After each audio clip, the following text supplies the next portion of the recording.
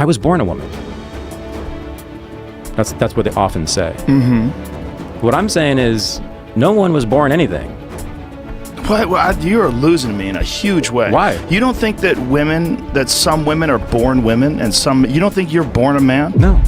All right, strap in, this one's a wild ride. Picture this, you're watching Joe Rogan's podcast, and the guest is a woke university professor who drops a bombshell: nobody is born anything. Not a man, not a woman, nada. And there you are, blinking, thinking, wait, seriously? Rogan's face says it all. Part curiosity, part you've got to be joking. The conversation kicks off with the professor spitting out classic postmodernist lines.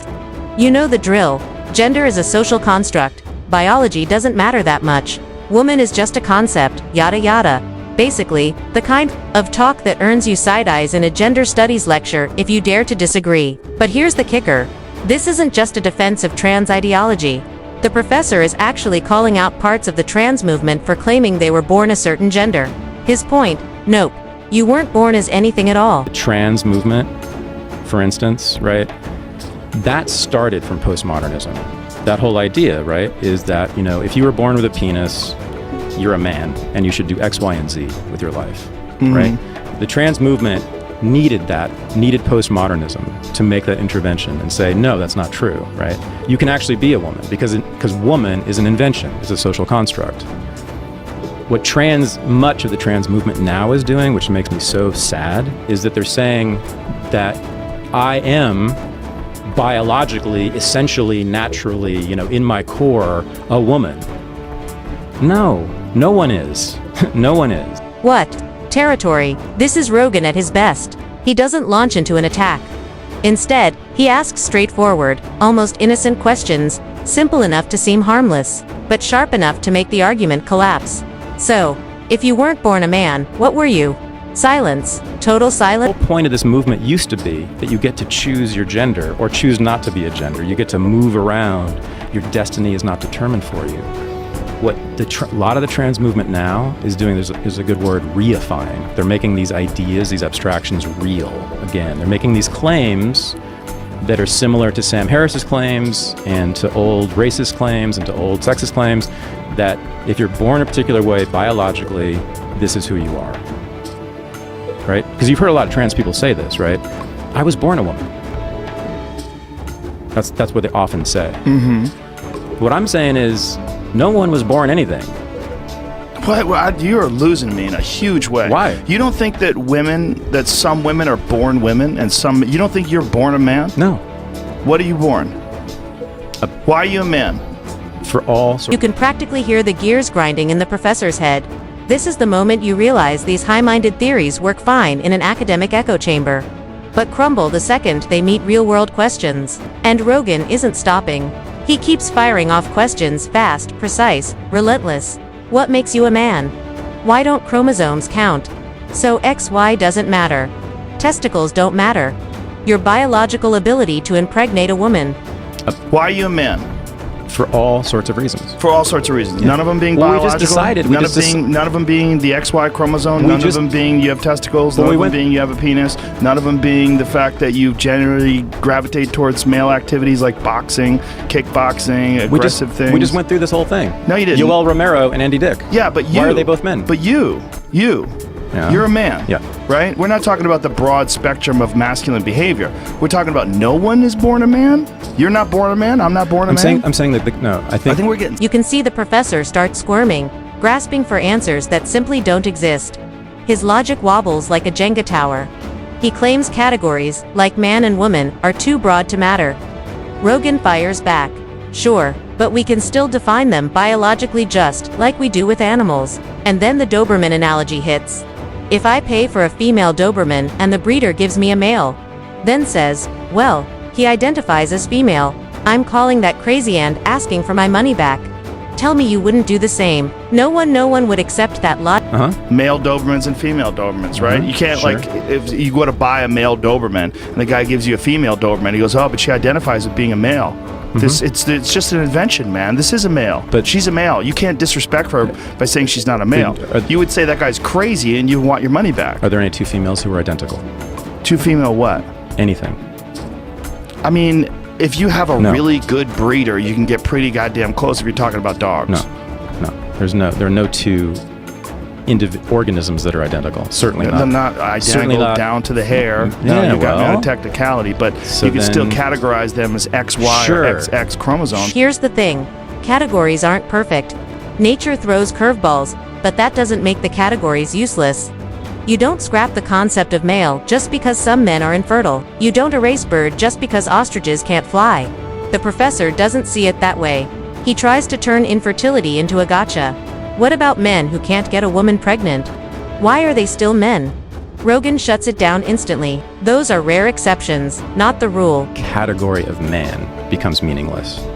Does it? Yeah, we just did this, man. No, we didn't. We definitely didn't do Yoel this. Romero and Andy Dick are Well, both it's a put in- broad category. The lines so get blurry broad. at the ends of the spectrum, and I think they cross over. The male-female lines do cross over when you get to that Kenyan runner and Andy Dick. Yeah, but that's what I'm You saying. do. It's so broad that it becomes to me pretty damn meaningless. Well, the numbers are incredibly small at those crossover marks. You're talking about a very, very small percentage of the population. Neither Andy Dick nor Yoel Romero are trans people, right?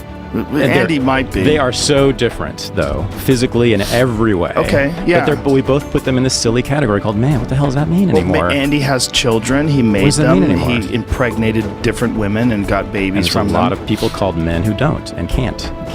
Okay, yeah, Can't. but that's rare. The overwhelming majority of men can. You don't redefine everyone based on the rare few who can't, and then brace yourself. The professor drops a comparison to sickle cell anemia. Yep, he actually claims the percentage of infertile men is roughly the same as the percentage of black people with sickle cell. So, if infertile men can still be called men, then what? One characteristic. But hold on a second. You're making it as if it's a really common thing. When you're talking about like small fraction of the men can't make babies, an incredibly small fraction. So an incredibly The vast majority of males with the XY chromosome who have penises are capable of impregnating a female with an XX chromosome. I mean, and the male was born a male, the female was born a female. right. So what do you mean that you aren't born a man or you aren't born a female? Right, so there are many characteristics, right, that we assign to the category of Yes. man. Many of them. Okay. That's one characteristic. Okay? So why is that characteristic in the man category? If, in particular, that there are some men who don't share that characteristic. But which ones don't? That's the aberration. The aberration is the ones that Why is don't. it an aberration? It's hard to tell where he was going with that. Whatever point he thought he was making crashed and burned immediately. Here's the issue. Black people aren't a tiny minority like infertile men. Entire continents, cultures, millions of people, they're not rare exceptions. So lumping them into the same statistical conversation as uncommon genetic conditions. That's not just bad logic, it's insulting logic. Rogan wasn't having it. From there, things went downhill fast for the professor. He starts moving the goalposts, bringing up gay and bisexual men, thinking it will derail Rogan's argument. His claim, not all men are attracted to women, so attraction can't define maleness. Sure, but no one ever said attraction alone defines it. Sexual orientation and biological sex are different. Gay men are still men. Lesbians are still women. Even the LGBTQ+ community gets that distinction. Making a definition, like is- saying a guy who is born a guy who gravitates towards male activities, likes females, all those things, by saying that that's a man, that this is a born man, and you're saying no one is. So if you're saying if those characteristics are naturally determined, then all of us guys who don't do those things are unnatural. Which things are those? Be All the attracted things to that, women, whatever it is that you characterize as being male, right? But that's so common with males. What is? Being attracted to women, Oh, really? engaging in Oh, sex really? with women. Oh, really? Yes. Have you heard of gay people? Yes, it's a small percentage you of mean? the population of men. Is it 1%? Is it 10%? Yeah, 1 out of guess. 10? I mean, it's certainly a lot of people, isn't it? Well, it's a lot of people when you think about the 350 million people we have living in America. Sure. Take all the men. Let's do this. Take all the men who are straight up homosexual, always Right, have but been. that's, Hold on. but you can classify them as Here's the kicker. After insisting there's no such thing as men or women, the professor accidentally starts calling them men in his own All examples. the men. Let's do this. Take all the men who are straight up homosexual, always Right, have but been. that's, Hold on, but you can classify them as gay men. I know, hold on. So just take that, whatever that is. Okay. If it's 1 or 2 or 5 or 10%, whatever it is. Only been homosexual 100%, never been attracted to a woman, period. Okay. Okay, fine. That's still a really significant number. I'm not done. Hang on. Then take the men who don't identify as homosexual, have had sex with women, have been attracted to women, but have fucked men. Prisoners. Pretty damn big number there. Pretty damn. Oh. Wait a minute. How many guys do you think that are Pretty attracted to big. women but still fuck men? So the Kinsey study, Sure. in the 1940s and 50s, found that it was, I think, 30%. What? Yes. 30% of men fuck men? Reached orgasm in a sexual experience with another man. Yes. 30%. Yes. So now man is a valid category. You can't have it both ways. If biology doesn't matter, you can't suddenly pull out biological terms when it suits your argument. This is where Rogan really lands the punch. He doesn't yell, he doesn't insult, he just asks simple, grounded questions. The contradictions pile up so fast, you can't keep track. The no one is born anything stance collapses under reality. And you can see it. The professor knows he's losing ground, but he keeps sliding anyway. I've personally known many men who you would consider straight, who identify as straight, who have done something with men. Either given them a blowjob, gotten a blowjob, had full-on sex, Holla. jerked each other off. Jesus, you're hanging out with weird I'm crowds, surprised this is news to you. Well, it's news in that even if they did do that, you're talking about individual sexual acts between people who are male or female, right? You're still talking about a man. Still talking about a man that's having sex with other men. You're defining it in that way. You're literally saying a guy. You are. You are saying you know guys who've sucked other guys' dicks.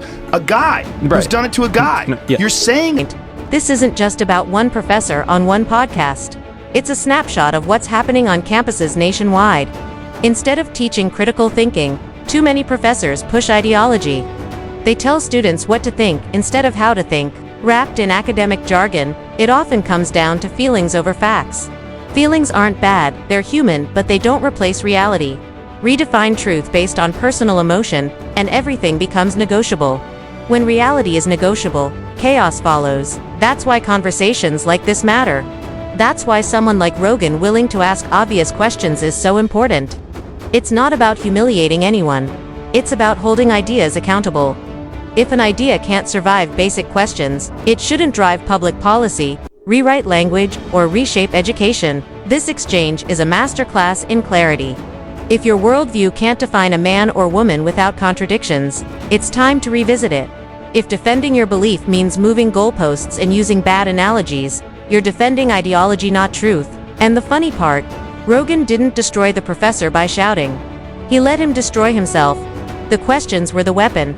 The answers, or lack thereof, were the ammunition. One of the oldest debate strategies. Let your opponent talk long enough, and they reveal everything. So, what's the takeaway? Simple. Biology is real. Categories aren't meaningless just because they're imperfect. Truth doesn't bend because it's uncomfortable.